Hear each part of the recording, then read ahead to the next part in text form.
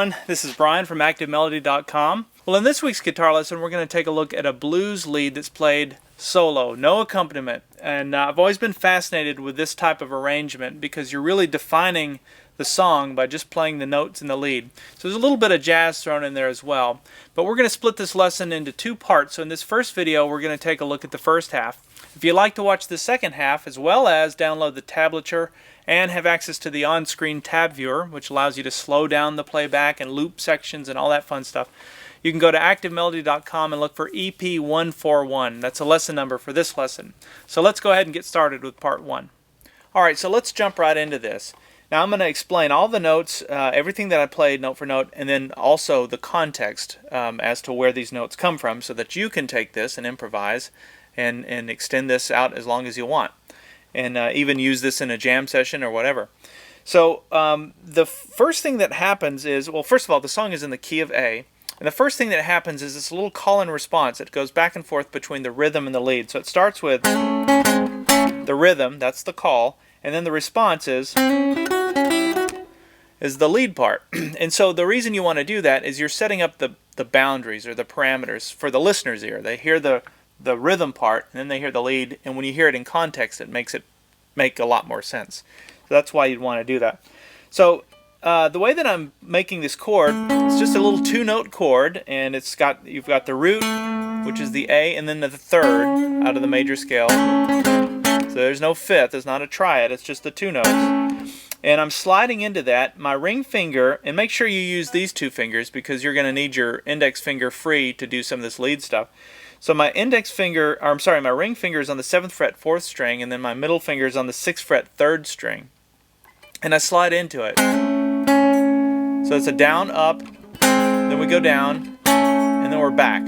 So that's the first thing. After that, I play this lead part that goes. Now, let me show you this. So the first two notes are created by doing this slide, and I play this with my middle finger, 5th fret 3rd string.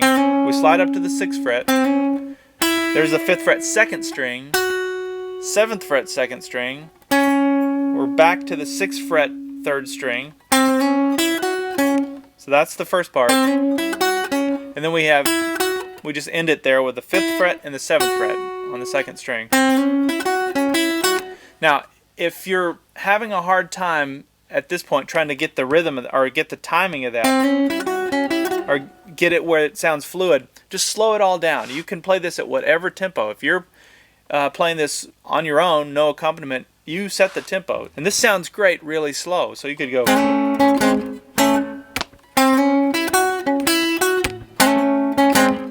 You could play it at that tempo and nobody would know. We're making this stuff up as we go anyway, right? So, all right, so that's the first part. Then we're back to the call, which I just do what I did the first time. Now, then I play these two little jazz chords. This is a great thing to add to your bag of tricks. If you're in a blues jam session, if you're just playing on your own, it doesn't matter. You can use this all the time. These two chords. And they're just these really nice jazzy sounding chords that are a great transition from the 1 chord to the 4 chord when you're playing a 1-4-5 blues. So this chord technically would be an A13 sus4 chord. So don't get too caught up in the numbers or into the name of the chord. But just look at where it is so that you can use this when you play. That's the most important part of this. But what I'm doing is I'm barring the first 4 strings on the 5th fret, and I've got my pinky on the 7th fret 2nd string and my ring finger on the 7th fret 3rd string. I'm just playing the top 4 strings. Sounds kind of weird, but then you keep the bar there and you slide these two guys down. And when you do that, you're playing an A augmented 7 chord, or a 7 augmented chord. You can hear it's got that augmented feel to it. So you go from here to here, and then to your D chord, or your 4 chord. So isn't that a nice way to get from the 1 chord to the 4 chord? Remember that. So whatever key you're in, you can work that out. So if you're in G, it's very obvious where to make these chords because they hinge off the root fret. So if you're barring, your major bar chord, your bar would be here. Well, that's where you're making this little, 4-note or 4-string bar for those two chords. So if you're in G, it would be. Okay, so now that you've got that transition, the next thing we're going to play is this D9 chord. And the way that I'm making that is, the way I think of it is, if you make the D7 chord shape down in first position, you're doing that same thing here, but your middle finger and ring finger are on the 5th fret, strings 5 and 3. Your index finger is on the 4th fret, string 4. You got those 3 notes, and then you add your pinky here on the 5th fret, 2nd string. It's a great chord because you can slide this chord. So if you're ever playing blues and you want to get out of that, you can get into these 7 chords like this, or 9 chords, and they're great because you can you can move them all over the neck, and they sound really good. Easy to grab too. Okay, so we have the pop, pop, and that follows the same format as what I did for the 1 chord. So we go here, we slide down 1, and we're back. Now, then I played a lead that goes, and I came up here to, really what we're doing is we're going into the major scale now, still in the key of A. So we're not changing scales to match the chords, we're staying in just the A scale, but it's now the A major scale, not the minor, or minor pentatonic. So I'm coming here to the 7th fret, 5th string, sliding up to the 9th fret, 7th fret, 4th string, 9th fret, and then back to the 7th fret. So you got this little box here. Look at where that box is in reference to your A major chord. This is a good takeaway. So you always can get to this little major box right there. In fact, you've even got 2 more notes. You've got these 2 on the 6th string as well. It's a great little major box to play in. If you ever need some major sounding notes, a little happier, a little more positive, that's where they come from. So that's why those notes work. And then we're back to that part, the 1 chord. Then I played this thing that goes, and that's just a lead that's played between the minor pentatonic and the major pentatonic. So if you'd like to know more about mixing the major and minor pentatonic scale, be sure to check out EP130. That's a lesson for mixing the major and minor. I go into quite a bit of detail on that. And you can find that obviously at ActiveMelody.com. Okay, so let's get this little lead part. Let me show you the notes. So what I'm doing is 5th fret, 2nd string, and then we go down to the 7th fret, 3rd string, back to the 5th fret, 2nd string, and then watch this. There's where we're going from the minor to the major pentatonic scale. So that's 5th fret, and I kind of just bar that. So you can see this finger just sort of stays there, and it just slides over, and now it kind of bars it. So I got the 5th fret, 3rd string, then up to the 6th fret, 3rd string, 7th fret, 4th string. The last note is the 5th fret, 4th string. That's your little lead part. See how that all plays off the A major bar chord shape. All those notes dance around where your fingers would be if you're playing that chord.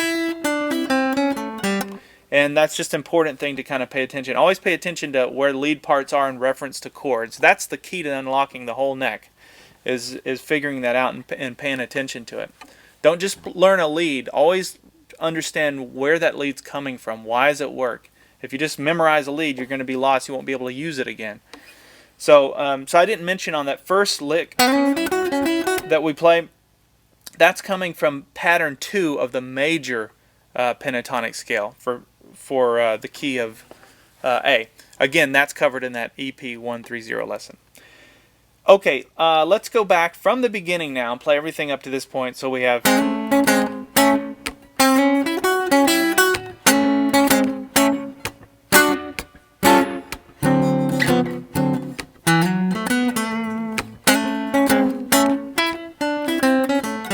You can see the timing of it too. I'm slapping the strings a little bit to kind of keep the time. There's no drummer obviously, so either tap your foot or do something like that to create some kind of rhythm, if you can.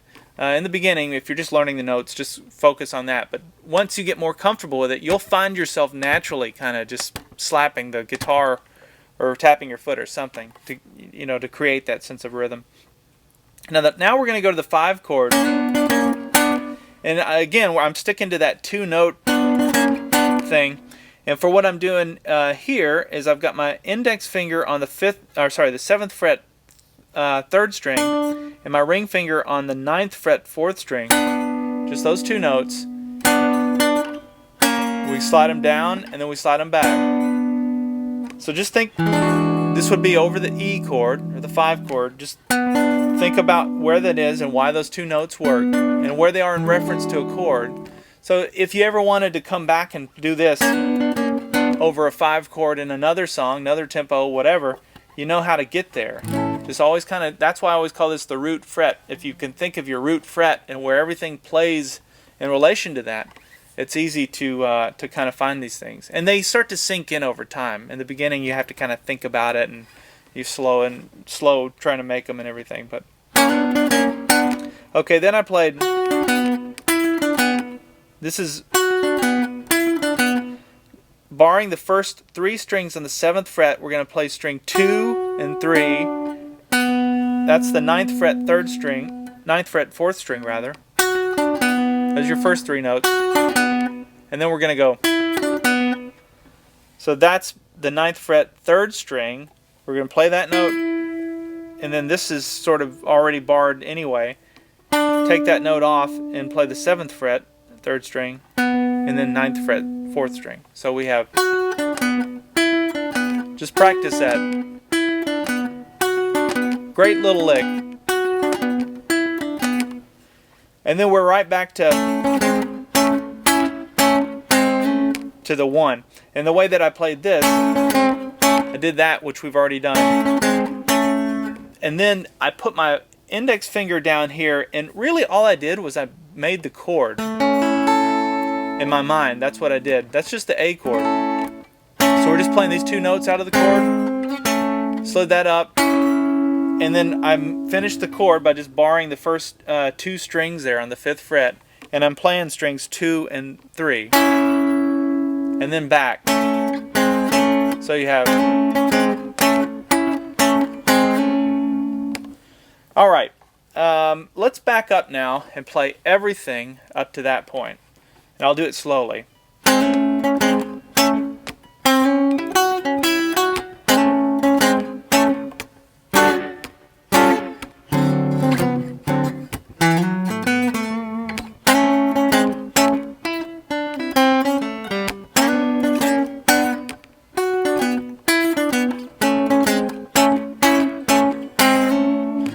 Okay, so one last little tip here on this. Make sure you play this with a metronome or something. Crank the metronome down. If you don't have a metronome, if you've got a smartphone or a tablet, there's a ton of free metronome apps that are online and they're everywhere. But just set a tempo so that you can try and get the timing of this, especially little things like that. And then there's a stop, and then so you gotta get those little rests, and get those down too. Those are just as important as playing the notes. Make sure that you watch this over again, what I just played, and try and understand the timing of it. It's just most of the notes are right on the beat. I'm not rushing and playing ahead. I normally do that. I tend to play ahead of the beat, but on this,